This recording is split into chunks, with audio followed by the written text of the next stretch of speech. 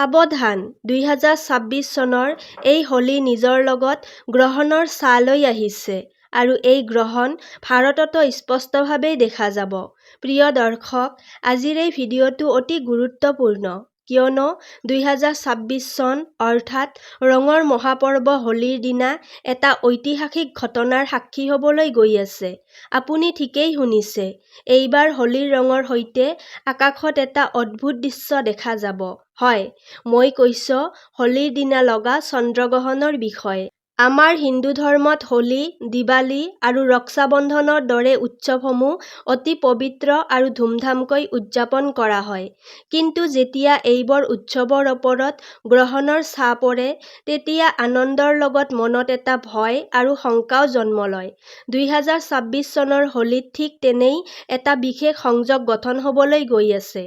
জ্যোতিষশাস্ত্ৰ অনুসাৰে হোলী আৰু চন্দ্ৰগ্ৰহণ একেদিনাই হোৱা এটা অতি ডাঙৰ আৰু দুৰ্লভ সংযোগ বুলি গণ্য কৰা হয়।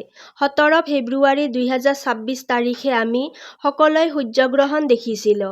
তাৰ ঠিক ১৫ দিন পিছত ৩ মাৰ্চত হোলীৰ দিনাই চন্দ্ৰগ্ৰহণ দেখা যাব আৰু এই গ্ৰহণ ভাৰততো স্পষ্টভাৱেই দেখা যাব। ইয়াৰ প্ৰভাৱ কেৱল আমাৰ কুণ্ডলীৰ ওপৰতে নহয়, আমাৰ ভাগ্যৰ ওপৰতো পৰিব।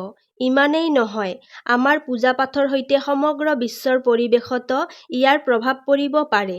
সেয়েহে আজিৰ এই ভিডিঅ'টোত মই আপোনালোকৰ মনত উঠা সকলো শংকা দূৰ কৰিবলৈ আহিছোঁ। হোলিকা দহন কেতিয়া কৰা উচিত? ২ মাৰ্চত হোলী পালন কৰা উচিত নে ৩ মাৰ্চত? ৰংখেলা হোলী কেতিয়া? বৰছানাত হোলী কেতিয়া উদযাপন কৰা হ'ব? চন্দ্ৰগ্ৰহণ ভাৰতত কিমান বজাত দেখা যাব? সূতকাল কেতিয়া আৰম্ভ হ'ব আৰু কেতিয়া শেষ হ'ব? এই সময়ছোৱাত কি কি সাৱধানতা ল'ব লাগিব আৰু আমাৰ ৰাশিৰ ওপৰত ইয়াৰ কেনেধৰণৰ প্ৰভাৱ পৰিব? সৰ্বাধিক গুৰুত্বপূৰ্ণ কথা, গ্ৰহণ শেষ হোৱাৰ পিছত আৰু হোলিকা দহন কৰাৰ আগতে আপুনি কোনবোৰ কাম নিশ্চয় কৰিব লাগিব যাতে আপোনাৰ পৰিয়ালৰ ওপৰত কোনো বিপদ নাহে। আপোনালোকলৈ বিনম্ৰ অনুৰোধ, মাত্ৰ ১৫ মিনিটৰ বাবে নিজৰ সকলো কাম এফালে ৰাখি এই ভিডিঅ'টো শেষলৈকে চাব, কিয়নো আজি মই আপোনালোকক হোলী ২০২৬ৰ সম্পূৰ্ণ পঞ্জিকা, জ্যোতিষীয় অৱস্থা আৰু এই চন্দ্ৰগ্ৰহণে কোন ৰাশিৰ ওপৰত কেনে প্ৰভাৱ পেলাব সকলো কথা এটা এটাকৈ সম্পূৰ্ণভাৱে জনাম। আহক প্ৰথমে সেই ডাঙৰ কনফিউজনটোৰ কথাই কওঁ, যাৰ বাবে তিথিলৈ আমাৰ মনত বাৰে বাৰে সংশয় জন্মে। হিন্দু পঞ্জিকা অনুসাৰে হোলীৰ উৎসৱ ফাগুন মাহৰ পূৰ্ণিমা তিথিত পালন কৰা হয়। ২০২৬ চনত ফাগুন পূৰ্ণিমা ২ মাৰ্চ সন্ধিয়াৰ পৰা আৰম্ভ হৈ ৩ মাৰ্চ সন্ধিয়া পৰ্যন্ত থাকিব। ইয়াৰ পৰাই সকলো বিভ্ৰান্তিৰ আৰম্ভণি হয়। সাধাৰণতে যিদিনা পূৰ্ণিমাৰ সন্ধিয়া পৰে, সেইদিনাই হোলিকা দহন কৰা হয়। কিন্তু ২০২৬ চনত ৩ মাৰ্চৰ সন্ধিয়া অৰ্থাৎ পূৰ্ণিমাৰ সন্ধিয়াৰ সময়তে চন্দ্ৰগ্ৰহণ লাগিব। শাস্ত্ৰ অনুসাৰে গ্ৰহণকালত কোনো শুভ কাম, পূজা-পাঠ বা অগ্নি প্ৰজ্বলন কৰা সম্পূৰ্ণৰূপে নিষিদ্ধ বুলি ধৰা হয়। গ্ৰহণৰ সময়ত কৰা হোলিকা দহন শুভ ফল নিদিয়ে, বৰঞ্চ দোষ সৃষ্টি কৰে বুলি কোৱা হয়। তেন্তে প্ৰশ্ন উঠিছে, হোলিকা দহন কেতিয়া কৰা উচিত? জ্যোতিষ আৰু পঞ্জিকাৰ হিচাপ অনুসাৰে যিহেতু ৩ মাৰ্চৰ সন্ধিয়াত গ্ৰহণ লাগিছে, সেয়ে ২০২৬ চনত হোলিকা দহন ২ মাৰ্চ ২০২৬ ৰাতি কৰা হ'ব। হয়, প্ৰিয় দৰ্শকসকল, এই তাৰিখটো ভালদৰে মনত ৰাখিব। হোলিকা দহন ৩ তাৰিখে নহয়, ২ তাৰিখে মধ্যৰাতিৰ পিছত কৰা হ'ব। কিন্তু এতিয়াতে এটা বাধা আছে। ২ মাৰ্চৰ সন্ধিয়া হোৱাৰ লগে লগে ভদ্ৰা আৰম্ভ হ'ব। আপুনি জানেই, ভদ্ৰাকালত হোলিকা দহন বা কোনো শুভ কাম কৰা অশুভ বুলি গণ্য কৰা হয়। ভদ্ৰাৰ সময়ত কৰা হোলিকা দহন পৰিয়াল, সমাজ আৰু দেশৰ বাবে অনুকূল নহয় বুলি শাস্ত্ৰত উল্লেখ আছে। সেয়েহে আমাক ভদ্ৰা শেষ হোৱালৈ অপেক্ষা কৰিব লাগিব। ২০২৬ চনত হোলিকা দহনৰ আটাইতকৈ শুদ্ধ আৰু শুভ মুহূৰ্ত হৈছে ২ মাৰ্চ গভীৰ নিশা, অৰ্থাৎ ৩ মাৰ্চ আৰম্ভ হোৱাৰ আগমুহূৰ্তত। ৰাতি 12:50 পৰা 2:02 এই সময়ছোৱাই হৈছে সেই বিশেষ সময় যেতিয়া ভদ্ৰাৰ পুচ্ছ অৱস্থা থাকিব আৰু ভদ্ৰা সম্পূৰ্ণভাৱে শেষ হৈ যাব। প্ৰায় 1 ঘণ্টা 12 মিনিট সময় আপোনালোকে লাভ কৰিছে। এই সময়ছোৱাত পূৰ্ণ ভক্তি আৰু বিধি-বিধান অনুসাৰে হোলিকা দহন কৰিব পাৰিব। এই শুভ সময়ত অগ্নি প্ৰজ্বলন কৰিলে ঘৰৰ নেতিবাচক শক্তি স্থায়ী হৈ যায় বুলি বিশ্বাস কৰা হয়। এতিয়া আহক সেই খগোলীয় ঘটনাটোৰ বিষয়ে আলোচনা কৰোঁ, যাক লৈ বহুতে আতংকিত হৈ আছে। 2026 চনৰ এইটো হৈছে প্ৰথম চন্দ্ৰগ্ৰহণ, যি 3 মাৰ্চ 2026 মঙলবাৰে সংঘটিত হ'ব। ইয়াৰ ঠিক 15 দিন আগতেই অৰ্থাৎ 17 ফেব্ৰুৱাৰীত সূৰ্যগ্ৰহণো হৈছিল। 15 দিনৰ ভিতৰত দুটা ডাঙৰ গ্ৰহণ হোৱা সৰু কথা নহয়। জ্যোতিষীয় বিশ্বাস অনুসাৰে এনেকুৱা ঘটনাৰ প্ৰভাৱ আমাৰ ব্যক্তিগত জীৱন আৰু দেশৰ ওপৰতো পৰে বুলি ধৰা হয়। এইটো এটা পূৰ্ণ চন্দ্ৰগ্ৰহণ হ'ব, অৰ্থাৎ চন্দ্ৰমা সম্পূৰ্ণভাৱে পৃথিৱীৰ ছাঁৰ ভিতৰত সোমাই যাব আৰু ৰংচঙা লাল আকাৰত দেখা যাব।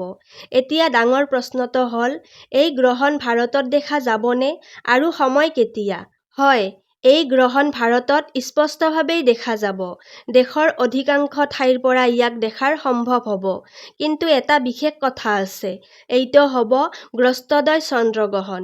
গ্ৰস্তদয় মানে হৈছে ভাৰতত সন্ধিয়া সময়ত চন্দ্ৰ উদয় হোৱাৰ আগতেই গ্ৰহণ আৰম্ভ হৈ থাকিব, অৰ্থাৎ চন্দ্ৰমা স্বাভাৱিক ৰূপত নহয়, বৰং কটা অৱস্থাত উদয় হোৱা দেখা যাব। ভাৰতীয় সময় অনুসাৰে এই গ্ৰহণ 3 মাৰ্চ দুপৰীয়াৰ পাছতেই আৰম্ভ হ'ব। কিন্তু দিনৰ ভাগত চন্দ্ৰ দেখা নাযায় বাবে ইয়াৰ গুৰুত্ব সন্ধিয়াৰ পৰা বেছি হ'ব। ভাৰতত চন্দ্ৰোদয়ৰ সময় চহৰভেদে ভিন্ন হয়। সাধাৰণতে সন্ধিয়া 6 বজাৰ পৰা 6:30 বজাৰ ভিতৰত, প্ৰায় 6:25 আশে-পাশে পূৰ্ব দিশত চন্দ্ৰ উদয় হোৱাৰ আগতেই সেই সময়ত গ্ৰহণ ইতিমধ্যে আৰম্ভ হৈ থাকিব। এই গ্ৰহণ সন্ধিয়া 6:47 ওচৰত শেষ হ'ব, অৰ্থাৎ মক্ষকাল সন্ধিয়া 7 বজাৰ আগতেই সম্পূৰ্ণ হৈ যাব। যদিও ভাৰতত এই গ্ৰহণ মাত্ৰ 20 পৰা 25 মিনিটহে দেখা যাব, তথাপিও শাস্ত্ৰ অনুসাৰে যদি আপোনাৰ চহৰত গ্ৰহণ দৃশ্যমান হয়, তেন্তে সূতক-কাল সম্পূৰ্ণৰূপে মান্য হ'ব বুলি ধৰা হয়। এতিয়া আহক সূতক-কালৰ সঠিক সময়ৰ বিষয়ে আলোচনা কৰোঁ। যেতিয়াই চন্দ্ৰগ্ৰহণ লাগে, সূতক-কাল 9 ঘণ্টা আগতেই আৰম্ভ হয়। আনহাতে সূৰ্যগ্ৰহণৰ ক্ষেত্ৰত সূতক 12 ঘণ্টা আগতেই আৰম্ভ হয়। 3 মাৰ্চ 2026 তাৰিখে চন্দ্ৰগ্ৰহণৰ স্পৰ্শকাল ভাৰতীয় সময় অনুসাৰে দিনৰ ভাগতেই হ'ব। সেইকাৰণেই 3 মাৰ্চ পুৱাৰ পৰা সূতকৰ নিয়ম প্ৰযোজ্য হ'ব। সূতক-কাল 3 মাৰ্চ পুৱা 9:30 পৰা আৰম্ভ হৈ গ্ৰহণ শেষ হোৱালৈকে, অৰ্থাৎ সন্ধিয়া প্ৰায় 6:45 চলি থাকিব। সূতক-কালক অশুদ্ধ সময় বুলি ধৰা হয়। এই সময়ছোৱাত পৰিৱেশত নেতিবাচক শক্তি বৃদ্ধি পায় বুলি ধৰ্মীয় বিশ্বাস আছে। সেয়ে এই সময়ত কি কৰিব লাগে আৰু কি কৰিব নালাগে সেয়া জনাটো অতি প্ৰয়োজনীয়। প্ৰথম কথা, পূজা-পাঠ সম্পূৰ্ণৰূপে নিষিদ্ধ বুলি ধৰা হয়। সেয়ে 3 মাৰ্চৰ পুৱা 9:30 আগতেই ঘৰৰ সকলো পূজা-পাঠ সম্পূৰ্ণ কৰি ল'ব। তাৰ পিছত ঘৰৰ মন্দিৰৰ দুৱাৰ বন্ধ কৰি দিব বা পৰ্দা আঁৰি দিব। ভগৱানৰ মূৰ্তি স্পৰ্শ কৰা সম্পূৰ্ণৰূপে বৰ্জিত বুলি গণ্য কৰা হয়। দ্বিতীয় কথা, খোৱা-বোৱাৰ সামগ্ৰী সূতক আৰম্ভ হোৱাৰ আগতেই সুৰক্ষিত কৰিব লাগে। পুৱা প্ৰায় 9 বজাৰ ভিতৰত গাখীৰ, দৈ, পানীৰ কলহ বা যিকোনো খাদ্য সামগ্ৰীৰ ভিতৰত তুলসীৰ পাত ৰাখি দিব লাগে। ধৰ্মীয় বিশ্বাস অনুসাৰে তুলসীৰ বিশেষ পবিত্ৰ শক্তি আছে। কিছুমান বৈজ্ঞানিক মতে তুলসীৰ পাতত জীৱাণুনাশক গুণ আছে বুলি কোৱা হয়, যি খাদ্য সামগ্ৰী সুৰক্ষিত ৰাখিবলৈ সহায় কৰে। তৃতীয় কথা, এই সময়ছোৱাত কোনো ধাৰ থকা বস্তু যেনে বেজী, কেঁচি, চাকু আদি ব্যৱহাৰ নকৰিবলৈ পৰামৰ্শ দিয়া হয়। এইবোৰ নিয়ম পালন কৰিলে সূতক-কালত শাস্ত্ৰীয় বিধি অনুসৰণ কৰা হয় বুলি গণ্য কৰা হয়। চিলাইৰ দৰে কামো এই সময়ছোৱাত নকৰিব। কেৱল মনৰ ভিতৰতে মন্ত্ৰজপ কৰিব পাৰে বা ধৰ্মীয় গ্ৰন্থ পঢ়ি সময় কটাব পাৰে। যিসকল গৰ্ভৱতী মহিলা আছে তেওঁলোকে বিশেষ সাৱধানতা ল'ব লাগে বুলি কোৱা হয়। গ্ৰহণৰ সময়ত তেওঁলোকে ঘৰৰ ভিতৰত থাকিব লাগে আৰু পোনপটীয়াকৈ তীব্ৰ পোহৰৰ পৰা বাচি থাকিবলৈ চেষ্টা কৰিব লাগে।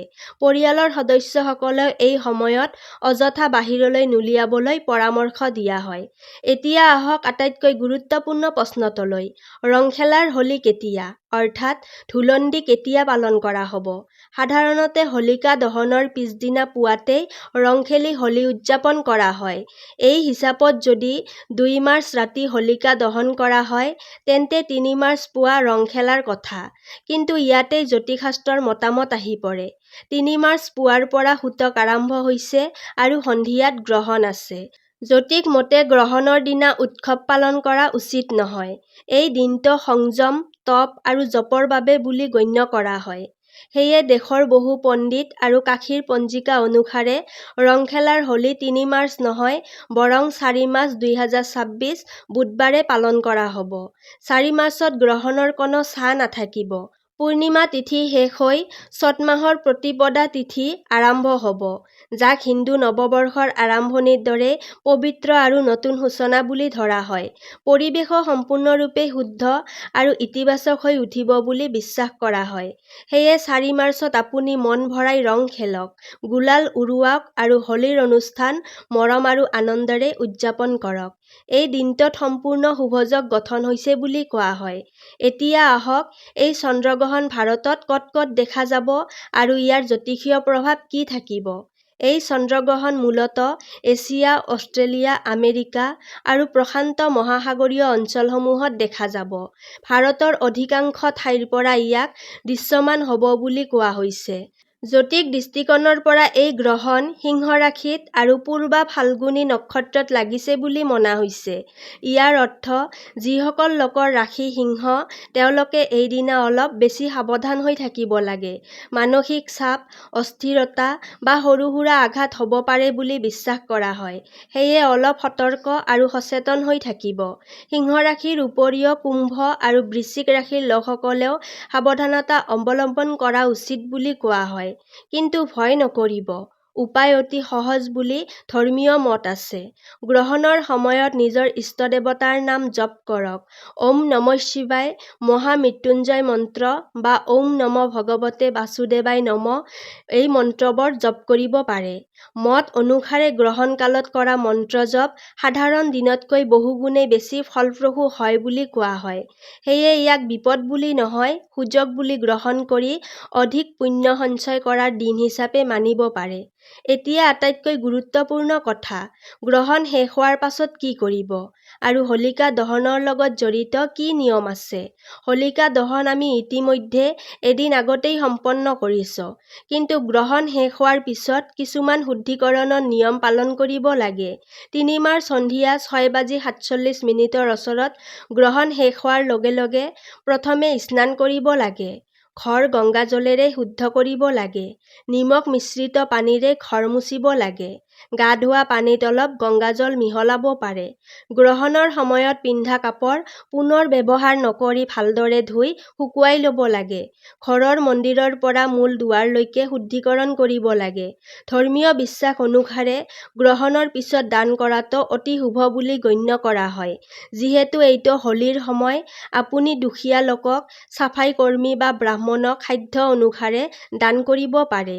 বিশেষকৈ বগা বস্তু দান কৰা উত্তম বুলি কোৱা হয়, যেনে চাউল, চেনি, গাখীৰ, বগা মিঠাই, ৰূপৰ সৰু টুকুৰা বা বগা কাপোৰ। এইবোৰ দান কৰিলে ঘৰত সুখ-শান্তি বৃদ্ধি পায় বুলি ধৰ্মীয় বিশ্বাস আছে। সদায় মনত ৰাখিব, বিশ্বাস নিজৰ স্থানত আছে, কিন্তু সাৱধানতা, সচেতনতা আৰু ইতিবাচক মনোভাৱেই আটাইতকৈ ডাঙৰ শক্তি। এতিয়া জানো আহক, এইবাৰ চন্দ্ৰগ্ৰহণে কোন ৰাশিৰ ওপৰত কেনে প্ৰভাৱ পেলাব বুলি জ্যোতিষীয় বিশ্বাস আছে। সিংহ ৰাশি ৰাশিৰ জাতক জাতিকাসকলৰ বাবে এই চন্দ্ৰগ্ৰহণ বহু ক্ষেত্ৰত লাভজনক বুলি কোৱা হৈছে। বিশেষকৈ শিক্ষাৰ্থীসকলৰ বাবে এই সময় প্ৰতিযোগিতামূলক পৰীক্ষা আৰু অধ্যয়নত সফলতা লাভৰ সম্ভাৱনা বৃদ্ধি কৰিব পাৰে। যিসকল ৰাজনীতি, প্ৰশাসন বা চৰকাৰী সেৱাৰ সৈতে জড়িত তেওঁলোকৰ বাবে এই সময় সুখবৰ কঢ়িয়াই আনিব পাৰে। নতুন গাড়ী ক্ৰয় বা বিবাহৰ যোগ গঠন হোৱা বুলি জ্যোতিষীয় মত আছে। ধনু ৰাশিৰ জাতকসকলৰ বাবে এই চন্দ্ৰগ্ৰহণ শুভ আৰু ফলদায়ক বুলি ধৰা হৈছে। এই সময়ত গাড়ী বা সম্পত্তি লাভৰ সম্ভাৱনা আছে, যাৰ ফলত আৰ্থিক অৱস্থা শক্তিশালী হ'ব পাৰে। দৈনন্দিন আয় বৃদ্ধি হোৱাৰ সম্ভাৱনা আছে আৰু বিনিয়োগৰ পৰা ভাল লাভ পোৱাৰ সংকেত দেখা যায় বুলি কোৱা হৈছে। আপোনালোকে নিশ্চয় লক্ষ্য কৰিছে, ইয়াৰ ঠিক 15 দিন আগতে হোৱা সূৰ্যগ্ৰহণেও বহু লোকৰ জীৱনত কিছুমান পৰিৱৰ্তন আনিছিল বুলি অনুভৱ হৈছে। সেই সময়ছোৱাৰ ভিতৰত আপোনালোকে কিবা সৰু-ডাঙৰ পৰিৱৰ্তন লক্ষ্য কৰিছে নেকি? সেয়া নিজেই চিন্তা কৰি চাব পাৰে। মকৰ ৰাশিৰ জাতকসকলৰ বাবে এই চন্দ্ৰগ্ৰহণ যথেষ্ট শুভ ফল কঢ়িয়াই আনিব পাৰে বুলি বিশ্বাস কৰা হয়। বিদেশ যোৱাৰ যোগ গঠন হ'ব পাৰে। যিসকল চৰকাৰী চাকৰিৰ প্ৰস্তুতি কৰি আছে তেওঁলোকৰ বাবে শুভ ফল লাভৰ সম্ভাৱনা দেখা যায়। বিবাহৰ যোগ সৃষ্টি হ'ব পাৰে। আৰ্থিক অৱস্থা মজবুত হ'ব। ধনৰ প্ৰভাৱ বৃদ্ধি পাব আৰু আগন্তুক সময়ত সমাজত মান-সন্মান আৰু প্ৰতিষ্ঠা লাভ কৰাৰ সুযোগ থাকিব। মুঠৰ ওপৰত মকৰ ৰাশিৰ বাবে এই সময় কৰ্মজীৱন, ধন-সম্পত্তি আৰু সামাজিক প্ৰতিষ্ঠাৰ দিশত ফলদায়ক বুলি জ্যোতিষীয় ব্যাখ্যা দিয়া হৈছে। মনত ৰাখিব, এই সকলো কথা জ্যোতিষীয় বিশ্বাসৰ ওপৰত আধাৰিত। জীৱনৰ সফলতা মূলতঃ আপোনাৰ পৰিশ্ৰম, ইতিবাচক চিন্তা আৰু সঠিক সিদ্ধান্তৰ ওপৰত নিৰ্ভৰ কৰে। প্ৰিয় দৰ্শক, আজিৰ এই ভিডিঅ'টো ইমানেই আছিল। যদি ভিডিঅ'টো ভাল লাগিছে তেন্তে ভিডিঅ'টিত এটা লাইক কৰিব আৰু আগন্তুক এই ধৰণৰ জ্ঞানবৰ্ধক ভিডিঅ' চাবৰ বাবে আমাৰ চেনেলটো ছাবস্ক্ৰাইব কৰিবলৈ নাপাহৰিব। তেতিয়াহ'লে আজিলৈ ইয়াতেই সামৰিছোঁ। কাইলৈ পুনৰ লগ পাম আন এটি ভিডিঅ'ৰ সৈতে। ধন্যবাদ।